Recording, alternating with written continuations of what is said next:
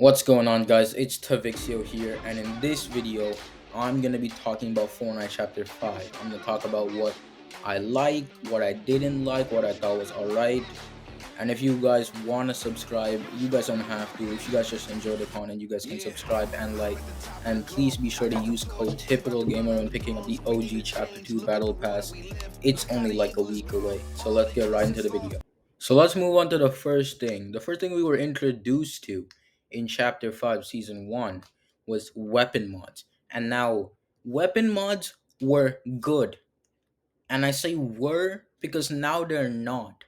They used to be good, especially in Chapter 5, Season 1. We got like, I think maybe 16 weapon mods in total, and those were some really great weapon mods, like the Hollow 13 scope, drum mag. All of those were really good, and they made Fortnite actually feel like a competitor to the COD once. But after that, we got season 2, the Myths and Mortal season, and in that season we got one new, I think it was one or it was two, one or two new weapon mods, and it was the Hollow, it was like the thermal scope, and that was it. They did nothing to match like the theme or anything like that.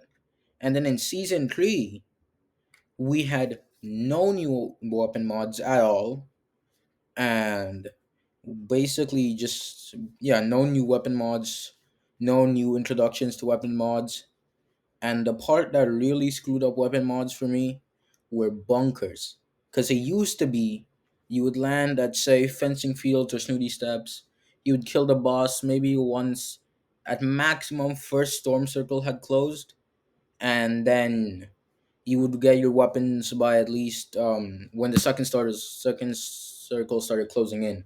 But now you have to wait until the at least the third circle spawns, and at that point you already have most of your good weapons and most of that stuff. So I rarely see myself, especially during or after Chapter 5 Season 2, modding any of my weapons, because honestly it's just not worth it to wait all that long. And spending the gold bars on it, that was really fun, and it was like really refreshing. It kind of reminded me of the upgrade benches we had before, and they were basically like upgrade benches, but now that you have to wait for almost like 12 minutes into the game to get your weapons modded, it's just not worth it at that point, because at that point there'll be like, maybe, in my lobbies I usually have like 15 players remaining by third circle, so it's really not worth it. And in season 4, we got again zero new weapon mods, and honestly I think Fortnite just kind of left weapon mods behind, even though they were really popular, and me and many other people really enjoyed weapon mods because there was something new and something fresh added to Fortnite. So anyways, I would personally rate weapon mods probably a 3 or 4 out of 10. And honestly, probably one of the most sad parts about this chapter were how Fortnite left weapon mods in the dust. So first thing we have to talk about is the Chapter 5 Season 1 medallions. So the Chapter 5 Season 1 medallions were actually really good. Like, they were too good. Like, I didn't even play BR through like half of Chapter 5 Season 1 before they came out with the nerfed medallions. Because honestly, it was just so annoying to fight against, because you would crack them and they would insta regen. It was like the slurps from Chapter 4, except it was infinite. So I think their update where they made it so that they don't really stack that go well, and they only heal up to 50. I feel like that was a really good update. And like they balance it out a lot. Like many people say they nerf medallions into the ground. But for like a player that's not really that good at Fortnite, that's like below the average skill level in Fortnite, I have to say that they've actually made medallions a lot more like fair to everyone. So I really enjoyed that. But then after Chapter 5 Season 1, all the medallions just fell off, in my opinion. Like they just became so horribly bad. We don't even have to talk about this one.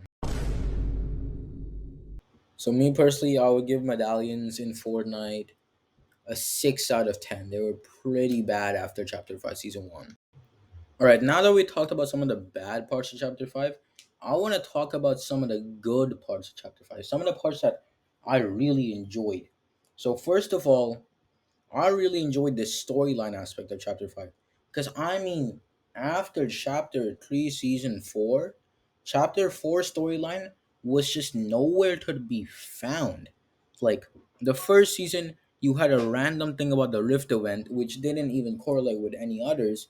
And then in season two, Fortnite's like, you know what? Screw that. We're not gonna do the Rift event anymore. We're gonna have like two people fighting, like two groups of people fighting each other, which I didn't even think would work. And then in season three, they're like, you know what? Forget about the two groups of people fighting each other. Let's move on to a jungle biome. And apparently Sloane's back now. And then in season four, they're like, you know what? Forget about everything Dr. Sloan did. We have to go steal a time machine from a time traveling vampire. And then in OG Fortnite, they're like, you know that time traveling vampire? Yeah, he died through a quest line, but somehow something he did like 2 billion years ago is affecting us now. So we gotta go back in time to 5 years ago to gather some stuff and fix it apparently. And then you move on to chapter five storyline, which was so good. Like chapter five storyline made sense. In chapter five season one, you have Hope is back and Jonesy's back, and you have both of them. They're trying to stop the society from opening a Pandora's box. And then in next season, we have to deal with the outcomes of the society opening a Pandora's box. So we have to fight the gods that came out of Pandora's box. It connects, and then after that, season three, we have to fight off another evil that came out of the Pandora's box. See, it connects. And then in season four, we have to try and stop a guy that's harnessing the power of Pandora's box to destroy the island. See, it connects. Unlike chapter four storyline, which wasn't even like non-existent, chapter four storyline actually makes sense, and that was something Fortnite did really good on in chapter five.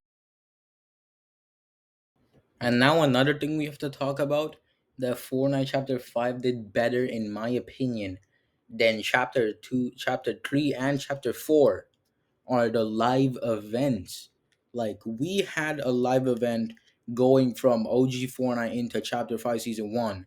And then we had a live event going from Chapter 5 Season 1 into Chapter 5 Season 2.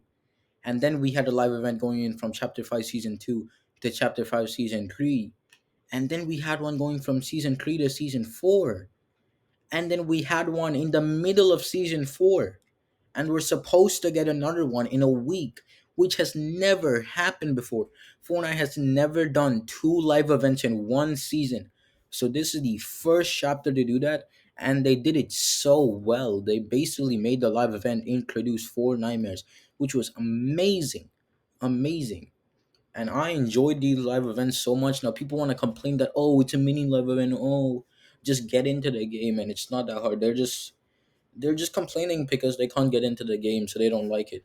But these live events have been so good so far, and I genuinely think if Fortnite continues these live events into Chapter Six, it will, really boost the fan base and really boost the player base. Maybe even get it back up to Chapter Two numbers, because these live events are insane. Like there have been more live events in 1 year of Chapter Five then 1 year of chapter 1, 1 year of chapter 2, 1 year of chapter 3, 1 year of chapter 4. Like chapter 5 is cooking with the live event so far. The final thing we have to talk about in Fortnite chapter 5, and the one thing that I hate the most about this chapter is the metaverse. And honestly, honest question, who asked for this? I have talked to like hundreds of people, and none of them have said, "Yeah, I wanted a festival mode in Fortnite. I wanted Minecraft, which is basically Lego Fortnite in Fortnite, and I wanted a Need for Speed ripoff in Fortnite." Like, who wanted this? First, let's talk about Lego Fortnite. Lego Fortnite is just Minecraft with the Lego mod installed and the Fortnite mod installed. You cannot convince me otherwise. You can't even use the Lego skins in real game. So what's the point? Like, the only reason Lego Fortnite is because it has Fortnite skins. Then let's move on to Festival. No one plays Festival anymore. There's less people. There's double the people playing Save the World than there is playing Fortnite Festival right now at the time I'm recording this, which is like 4 p.m. on a Thursday. And let's talk about Rocket Racing. Because Rocket Racing is getting less players than Tilted Zone Wars, like Bios Trio Zone Wars, and BHE, which has been around for like basically Fortnite's entire history. Alright, like this new mode, which is apparently supposed to be a competitor to other racing sims and other racing games is struggling to even get more players than Tilted Zone Wars. And honestly, I think moving on to chapter 6, the one thing we need to do is no more metaverse. I heard they're working on an open world mode. It's not that bad. We've had open world modes before, especially in chapter 2 season 6. They weren't that bad. But yeah, just get rid of Lego Fortnite, get rid of Fortnite Festival, and get rid of Rock Racing. Because besides using them to make money, what's the real point of having them in the game? Thank you guys so much for watching my summary, my commentary of chapter 5. Now, if you have any different opinions, feel free to put them in the comments below. I'm not perfect, I can't speak for everyone, but I can speak for the majority of people. And hopefully, chapter 6 will be better. Chapter 5 is really good, but hopefully, chapter 6 will be better by finally removing the metaverse.